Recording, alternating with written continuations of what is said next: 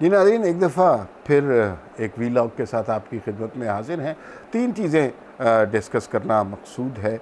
एक तो कल जो chief of army staff general Qamar Javed Bajwa ने जो तकरीर की 6 सितंबर के मौके पे और जो फेक न्यूज़ के हवाले से बात की, उस पर कुछ तबसरा मकसूद है।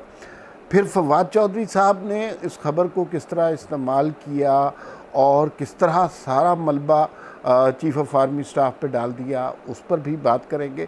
और तीसरी खबर जो कुछ मीडिया के हवाले से ही है, लेकिन आज मुस्लिम लीग नून के रहनुमा जावेद लतीफ़ ने प्रेस क्लब में बात की और कुछ ज़रूरी बातें की और जिसमें फ़ेक न्यूज़ का भी कुछ ज़िक्र था। इन तीनों खबरों को मिलाकर एक वीलॉग बनाया गया है, तो वो आप देखिए। लेकिन आपसे दरख्वास्त ये है कि आप वीलॉग तो देखते रहेंगे, लेकिन काइंडली इस चैनल को ज़रूर सब्सक्राइब कीजिए और ताकि जो भी वीडियोज़ आइंदा भी रिकॉर्ड हों वो जल्द अज जल्द आप तक फ़ौरी तौर पर पहुंच जाएं, आपको उनका नोटिफिकेशन मिले। हाँ जी, तो पहले बात करते हैं चीफ़ ऑफ आर्मी स्टाफ जनाब जनरल कमर जावेद बाजवा साहब ने कल 6 सितंबर के मौके पर तकरीर की और जहां उन्होंने खारजा पॉलिसी, अफ़गान पॉलिसी के हवाले से बात की, मुल्क की सलामती के हवाले से बात की।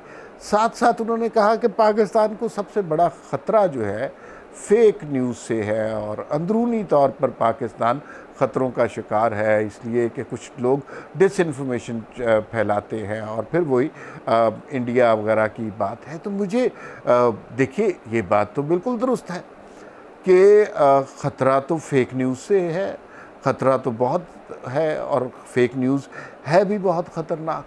मतलब देखिए ना, कैसी कैसी फ़ेक न्यूज़ इस माशरे में चली हैं कि नवाज़ शरीफ अरबों खरबों का लूट के ले गए, तो फिर एक पाई भी नहीं ऐसा उनके ऊपर जुर्म साबित हुआ। बेगम कुलसूम नवाज़ बीमार नहीं है, एक ड्रामा हो रहा है, ये फ़ेक न्यूज़ थी। इसको लेकिन बड़े ज़बरदस्त तरीके से चैनलों पर दिखाया गया है। शाहिद खाकान अब्बासी LNG स्कैंडल में कितने ही अरब रुपए खा गए, तो वो फ़ेक न्यूज़ थी, क्योंकि अब पता चल रहा है हमने तारीख़ की और दुनिया की सबसे महंगी LNG ख़रीदी है। इसके अलावा इमरान खान का तो सारा करियर ही फ़ेक न्यूज़ पे है। मतलब उन्होंने जो कुछ कहा वो फ़ेक न्यूज़ के ज़ुमरे में आता है। 90 दिन में मुल्क में की तकदीर बदल जाएगी, ये भी अब फ़ेक न्यूज़ लगती है।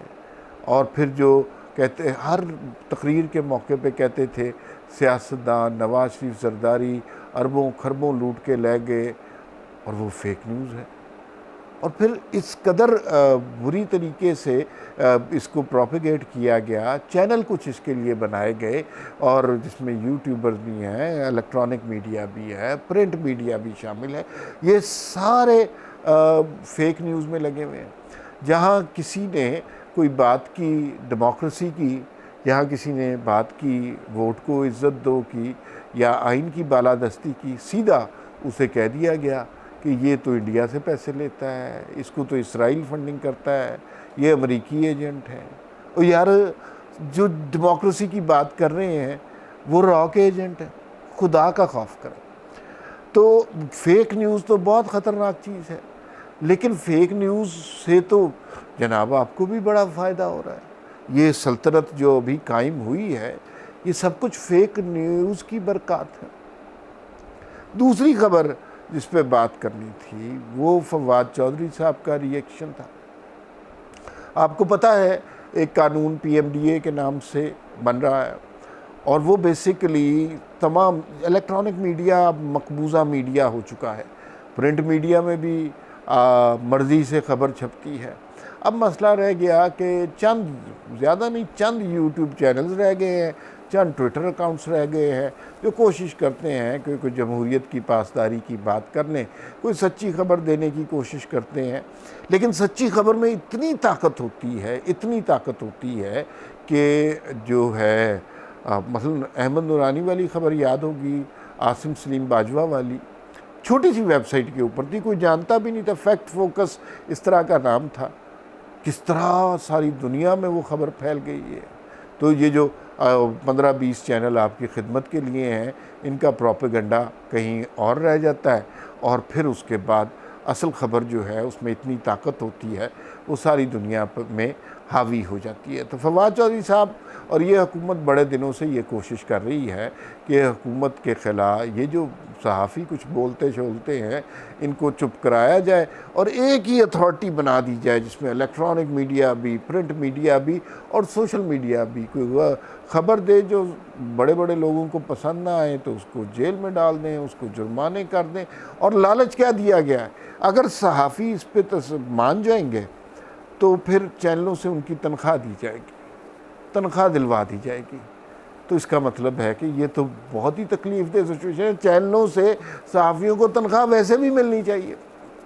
अच्छा, इस पे RIUJ Rawalpindi Islamabad union of journalist Afzal Bhatt साहब बहुत ज़्यादा काम कर रहे हैं और उन्होंने एहतजाज का प्लान भी किया है PMDA के ख़िलाफ़, ये जो काला कानून आ रहा है। और 12 सितंबर को एक बड़ी एहतजाजी रैली निकालने का इरादा है उनका, जबकि पार्लियामेंट का जॉइंट सेशन होगा और ये बड़ा कंट्रोवर्शियल बिल होगा। PMDA इसको ज़ोर ज़बरदस्ती से बनवाने की कोशिश की जाएगी तो इसका नतीजा सिर्फ मीडिया की मज़ीद तबाही में होगा और फेक न्यूज़ जो बड़े लोगों की पसंद की है वही मीडिया में चलेगी। ट्विटर भी बंद हो जाएंगे, यूट्यूब भी बंद हो जाएंगे।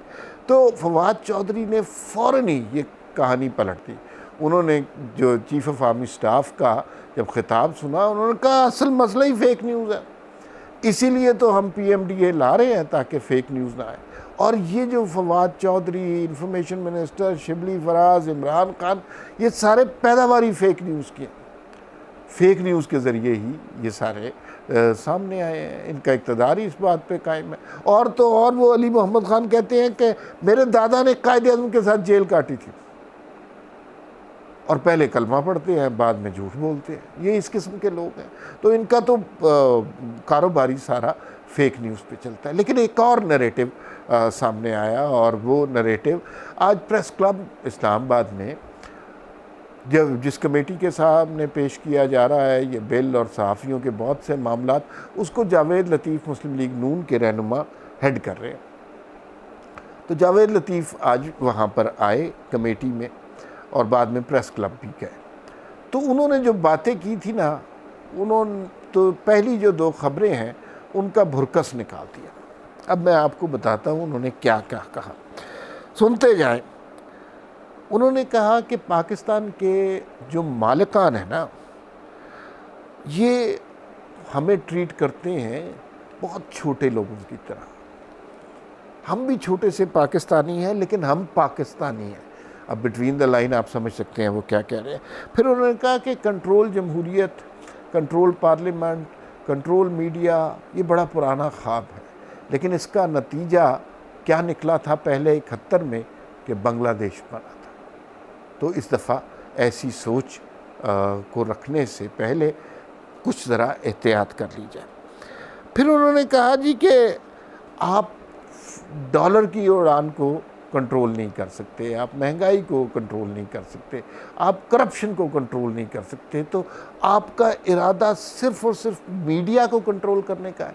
इसलिए कि यहाँ से कोई सहाफ़ी ऐसी खबर देता है जो सच होती है, जिससे आपका ये जो ढकोसला किस्म का सिस्टम है ये धड़ाम से गिरने का डर होता है, तभी आप फेक न्यूज़ की बात करते हैं।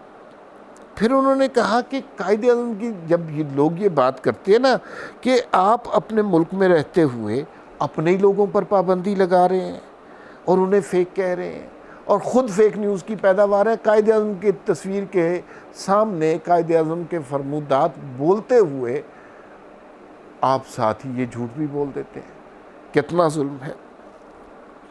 अच्छा, फिर उन्होंने कहा कि देखिए अगर तो वाकई कंसर्न हो ना हुकूमत मीडिया के मुतालिक, तो फिर तो मतीउल्लाह जान, अबसार आलम, असद तूर, नूरानी, इनके जो मुजरिमान थे इन पे हमला करने के, वो पकड़े गए होते, CCTV फुटेज मिल गई होती, कुछ भी नहीं मिला।